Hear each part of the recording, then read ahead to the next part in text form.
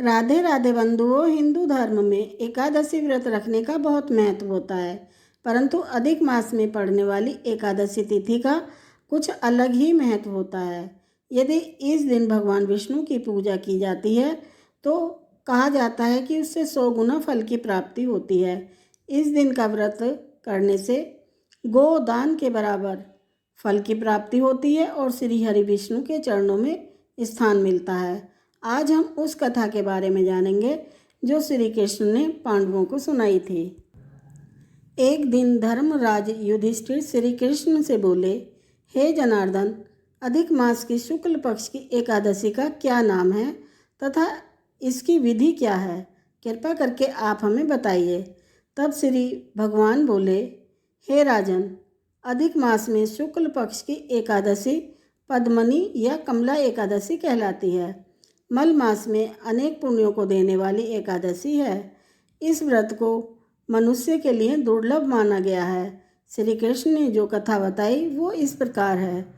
पूर्व काल में त्रेता युग में है नामक राजा के वंश में कृतवीर्य नाम का राजा महिष्मति पुरी में राज्य करता था। उस राजा के 1000 रानियां थीं, परंतु उनमें से किसी को भी ऐसा पुत्र नहीं था जो उनके राज्यभार को संभाल सके। देवता, पितृ, सिद्ध अनेक चिकित्सकों से राजा ने पुत्र प्राप्ति के लिए काफ़ी प्रयत्न किए, लेकिन वो असफल रहे। तब राजा ने तपस्या करने का निश्चय किया। महाराज के साथ उनकी परम प्रिय पद्मनी नाम की रानी भी वन में तपस्या करने के लिए तैयार हो गई। राजा ने अपने मंत्रियों को राज्यभार सौंपा और राजसी वेश त्याग कर गंधमादन पर्वत पर तपस्या करने के लिए चले गए। काफ़ी वर्षों तक तपस्या करने के पश्चात भी उन्हें पुत्र प्राप्ति नहीं हुई।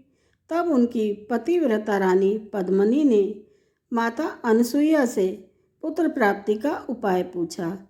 माता अनसुईया ने बताया कि मल मास यानी अधिक मास बहुत महत्वपूर्ण होता है, जो 32 मास या 36 मास के अंतराल में आता है। इसमें द्वादशी युक्त शुक्ल पक्ष की एकादशी का जागरण और व्रत करने से तुम्हारी मनोकामना अवश्य पूरी होगी। तब रानी पद्मवती ने पुत्र प्राप्ति के लिए निराहार रहकर रात्रि जागरण किया और व्रत रखा। उनके व्रत के प्रसन्न होकर भगवान विष्णु ने उन्हें पुत्र प्राप्ति का वरदान दिया और इस एकादशी का नाम पद्मनी एकादशी रखा। भगवान विष्णु के आशीर्वाद से पद्मनी के घर में पुत्र उत्पन्न हुआ, जिसका नाम कार्तवीर्य था। कार्तवीर्य बहुत बलवान था। उसके समान तीनों लोकों में कोई बलवान नहीं था।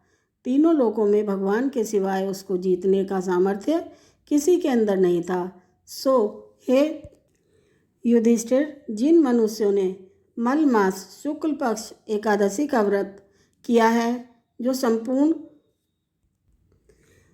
कथा को सुनता या पढ़ता है, वो भी इस यश का भागी होकर अंत में विष्णु लोक को प्राप्त करता है।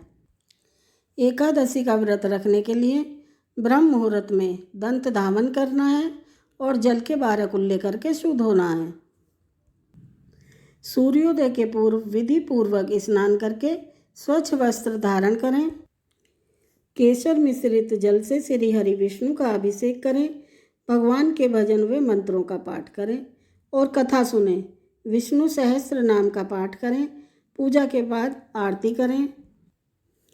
जौ, चावल, गेहूँ आदि का भोजन करें। नमक ना खाएं। भूमि पर सोएं और ब्रह्मचर्य व्रत का पालन करें। जय श्री हरि विष्णु। 2023 अधिक मास की शुक्ल पक्ष की पद्मनी एकादशी तिथि प्रारंभ होगी 28 जुलाई दोपहर 2:51 पर और तिथि समाप्त होगी 29 जुलाई दोपहर 1:05 पर।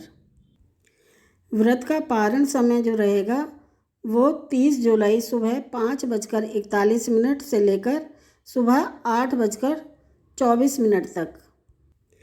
पद्मनी एकादशी व्रत 29 जुलाई को रखा जाएगा। धन्यवाद।